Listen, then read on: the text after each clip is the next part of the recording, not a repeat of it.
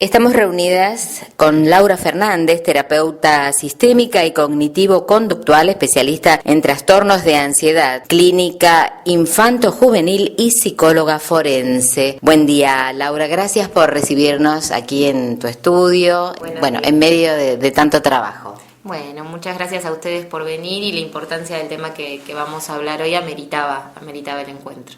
La primera pregunta, y obviamente no puede faltar, es definir qué es el abuso sexual infantil. El abuso sexual infantil refiere a toda situación en la que el niño quede sometido como objeto sexual de un otro con quien tenga una diferencia de edad, de poder o de madurez.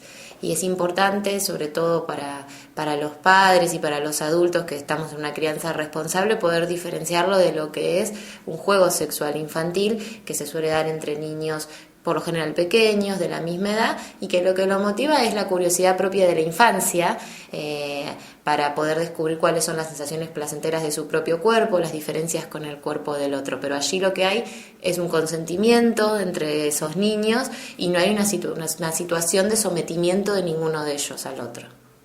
Exactamente. Perfecto. Hay fases. Sabemos que hay fases dentro del abuso. ¿Nos podrías hacer la enumeración?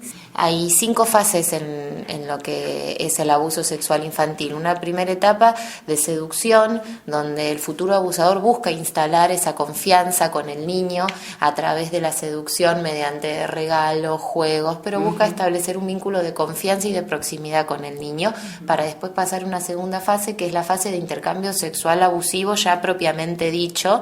Intercambio sexual que no siempre va a estar ligado, y de hecho en pocos casos está ligado a la penetración anal o vaginal, sino que está más bien relacionado muchas veces a conductas de exhibicionismo, masturbación, de manoseo, o de hacer ver a los niños contenidos pornográficos, o de hacer que los niños tengan prácticas entre ellos sexuales, y que es muy importante que resaltar que eso también es abuso, ¿sí? Bueno, luego de esa fase de intercambio sexual abusivo está la instauración del secreto, ¿sí?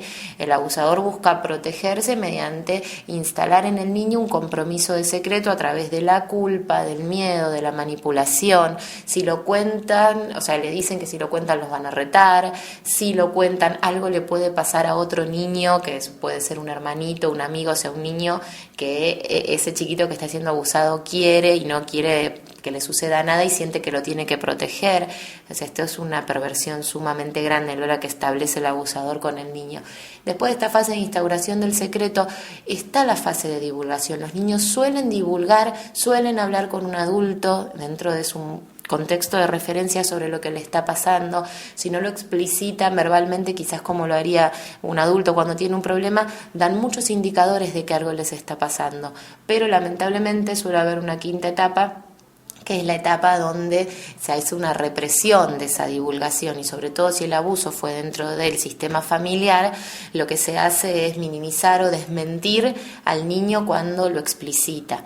Afortunadamente, y mucho tiene que ver con la divulgación desde los medios de comunicación, cada vez más logramos que no se instale esa etapa de represión y que sí se pueda llegar a hacer una consulta para poder, ayudar a ese niño y esa familia a elaborar lo que está sucediendo. O sea que por lo que nos contás, habría más abusos de los que podemos imaginar. Sí, es una problemática muy habitual y es un motivo de consulta muy frecuente para los que trabajamos en niñez y adolescencia. No solamente los psicólogos, también esto llega a psicopedagogos, a pediatras, y muchas veces las principales derivadoras son las maestras, que en su rol de docente empiezan a observar cosas en el niño, y muchas veces son ellas las que logran, desde la escuela se logra animar y se logra hablar con la familia para que logren denunciar. De todos modos, la escuela puede denunciar una situación de abuso, así los padres no quieran hacerlo.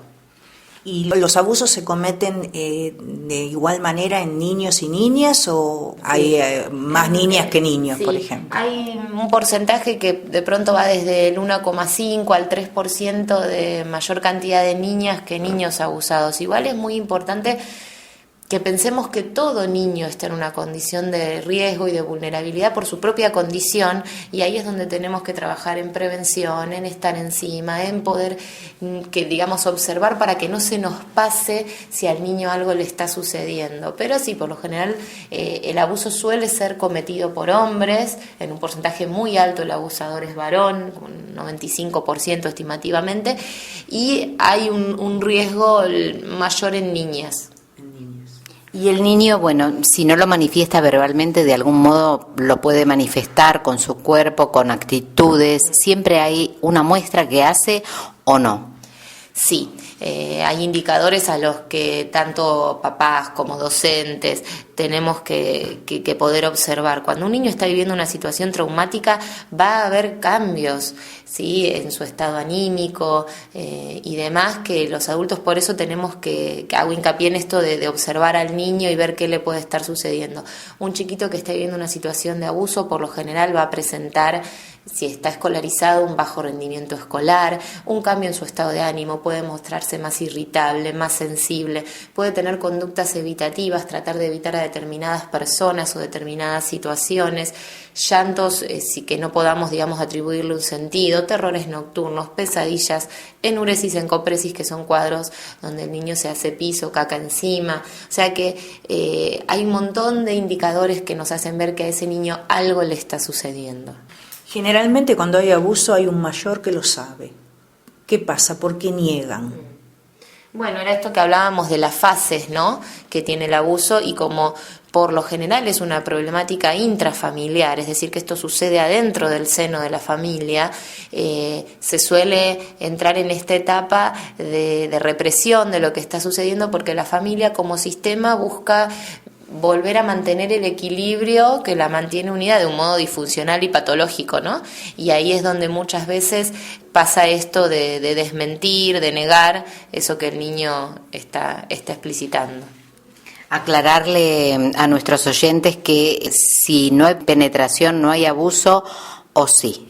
No tiene que ver exactamente con una situación de penetración, ya sea anal o vaginal, sino con la posición del niño como objeto sexual ante ese adulto, ¿sí? Como yo les decía, son mayoritarias las veces que lo que hay es un manoseo, masturbación, pedirle muchas veces que se le practique sexo oral. O sea, no tiene que ver, no hay que quedarse ligado a la penetración. ¿Es importante o es conveniente informar, por ejemplo, a los niños de que se cuiden su cuerpo, de que no permitan que otro los toque?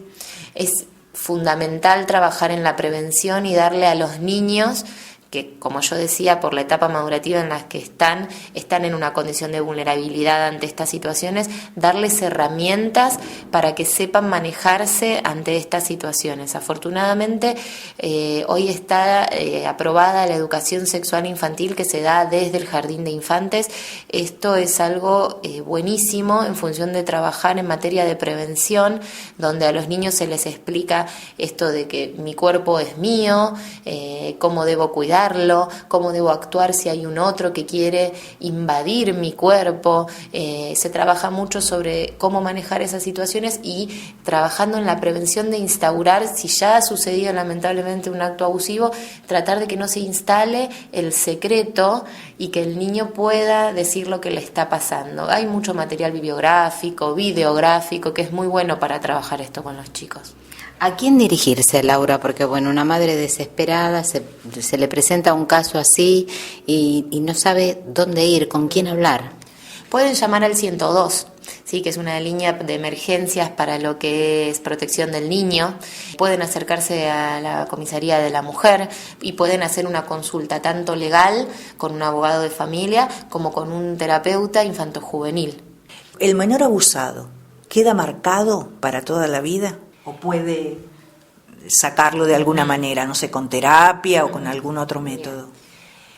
El abuso es una situación traumática que atenta contra la integridad, tanto física como emocional de ese niño, y sobre todo cuando, que es lo que sucede en la mayoría de los casos, se da dentro del grupo familiar, lo que aparece es amenazada la seguridad que le tienen que dar sus adultos de referencia. Por ende es una situación sumamente traumática. Los chicos suelen llegar y ser diagnosticados con un estrés postraumático.